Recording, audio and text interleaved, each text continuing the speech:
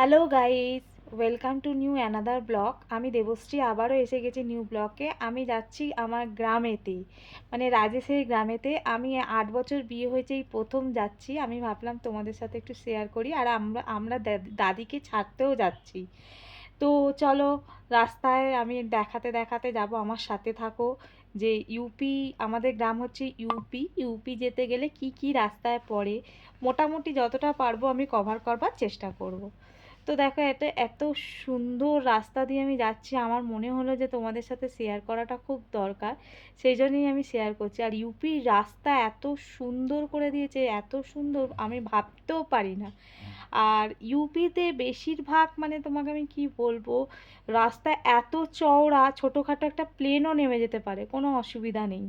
দারুণ, আমার ভীষণ ভালো লেগেছে। আমি এই ভিডিওটা মানে এডিট ইউপি ঘোরার পর করছি। সেই জন্যেই আমি তোমাদেরকে সাজেস্ট করব, কেউ যদি কোথাও ঘোরো ইউপি ঘুরে আসতে পারো। দেখো কি দারুণ, গঙ্গার ওপর থেকে কি ভালোভাবে ব্রিজ, আর সবই নতুন করেছে।